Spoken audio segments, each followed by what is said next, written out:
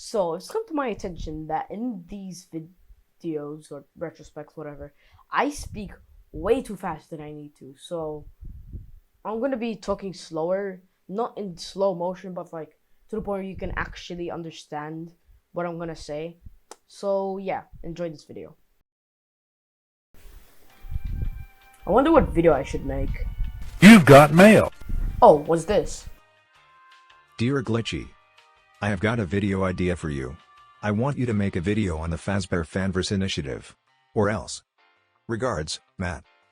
Okay. FNAF has always been a big symbol in the indie game industry for being one of the most famous indie games of all time. It went from just a normal indie game to a whole series of 14 different games, a huge fanbase, fan-made projects, and lots of merchandise. But then Scott, the creator of FNAF, while he supported FNAF's fan-made projects, he wanted to support them even more. So on August 21st, 2020, Scott made a Reddit post on the Five Nights at Freddy's subreddit, announcing the Fazbear Fanverse Initiative, or FFI for short. A huge collaboration with FNAF fan games. He wanted to help with funding by selling merch of them or putting them on sale, and publishing them by porting them to mobile or console. In the Reddit post, he listed 5 FNAF fan games that were gonna be part of the Fazbear Fanverse. These games are Five Nights at Candy's 4, the Joy of Creation Ignited Collection, Pop Goes Evergreen, One Night of Flumpties, and FNAF Plus. The first game to ever get ported to mobile was actually One Night of Flumpties, releasing on Android and iOS, and the first ever confirmed merch was the Pop Goes U2s. Before the Reddit post was even made, Scott actually emailed the creators. It's not fully confirmed on what Scott told them, however, I would have to guess that Scott explained the idea of the Fazbear Fanverse and asked them if they wanted to be part of it. And about the games will actually be in bundles. This means the whole One Night of Flumpties or Five Nights at Candy's or The Joy of Creation or Pop Goes games will all be together into one bundle. This is a pretty smart idea, and actually reminds me of the FNAF bundle that includes FNAF 1 till 4 on the Microsoft Store. Honestly, the idea of the Fazbear Fanverse already sounds amazing. The fact that Scott is willing to pay the developers is extremely generous. And the idea of FNAF fangames being on console and mobile is a pretty sick idea and could be really useful for people who don't have a computer. Just to confirm, the consoles in question are most likely going to be the PlayStation 4 and 5, Xbox One and Series S and X, and the Nintendo Switch. And it'll be pretty cool if there was more merch related to the Fazbear Fanverse. Just imagine seeing a toy figure of Pop Goes at your local Target. Wouldn't that be cool? Even though there's only 5 games, these games are perfect for the Fazbear Fanverse. Like example, FNAF Plus being a remake of the first FNAF game, Five Nights at Candy's being the 4th installment of the Five Nights at Candy series, the Joy of Creation Ignited Collection being a collection of the remakes of the old The Joy of Creation games. Wow, that was a mouthful. Pop Goes Arcade being the prologue of Pop Goes, and Pop Goes Evergreen being a remake of the original Pop Goes game, and One Night of Flumpties being itself, I guess. There was actually a game that was rejected, and that was Afton built by Jelly Liam.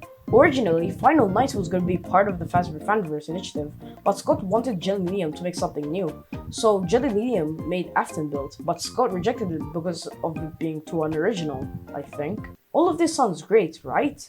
Well, yes, but there's just one big flaw that can affect this project, and that's drama. Hey, I just wanted to mention, editor Glitchy here. I just wanted to mention that this section of the video involves mentions of pedophilia, so if you're not comfortable with that, skip to the time stamp, whatever, over here. Thank you. Enjoy. But the sad thing is, this has already happened with One Night of Flumpties. The creator, Jonachrome, ended up being exposed as a pedophile. People were accusing it of being fake, but then Jonachrome openly apologized and claiming it was legit and that he's going to take a break for a while. And with FNAF Plus, with the community claiming that Fizznom was apparently being an asshole and for heavily critiquing Security Breach, which is, to be honest, Security Breach kinda deserves the hate it gets. And one that happened recently with King Carter, the creator of Pop Goes, having beef with a FNAF YouTuber named Tef King. No, but seriously, King Carter deserves to go to hell because he's an evil and vindictive person. I seriously hope that drama doesn't affect the project negatively because the games generally have potential and may be the best fan games you will ever see. But other than that, there's probably one thing you guys are wondering. How do games get into the Fazbear Fanverse? Well, first, there's actually a few rules you need to follow to get your game into the Fazbear Fanverse. These are that your game cannot include swearing, any sexual content that includes heavy gore or violence, and no references to drugs. This means that games like Day Shift at Freddy's or Finance Animes cannot be in the Fazbear Fanverse. Thank God Finance Animes can't be in the Fazbear Fanverse, holy shit. But there's one important rule. Your game cannot have copyrighted material. This means games like Finance Sonics or Finance Wario's cannot be in the Fazbear Fanverse due to Wario being owned by Nintendo and Sonic being owned by Sega. Scott actually makes sure that games do not have copyrighted material, like how One Eye and Flumties will have to remove a bunch of references to other things. Some of these references are references to Nintendo or Disney.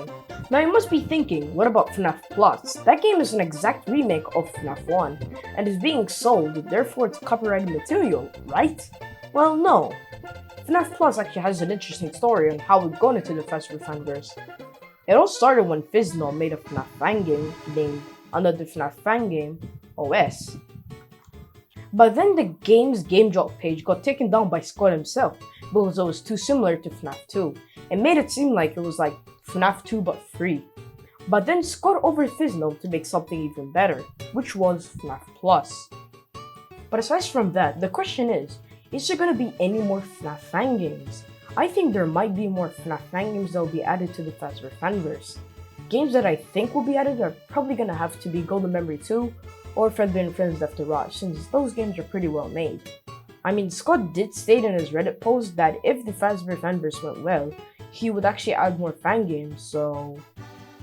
Honestly, the Fazbear Fanverse is like the perfect present we could have ever gotten from Scott.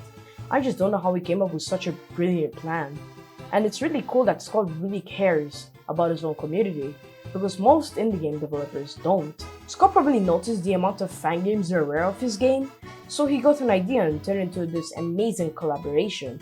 More indie games should do something like this. Honestly, this just proves that Scott is one of the most best indie developers of all time. The fact that he still cares about his fan base even though he's retired is crazy. I really hope we get more content from the Fazbear Fanverse, and I'm really excited for what's coming to it.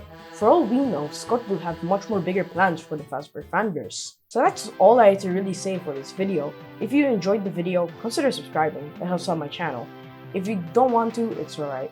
Thanks for watching and I'll see you guys later. Goodbye.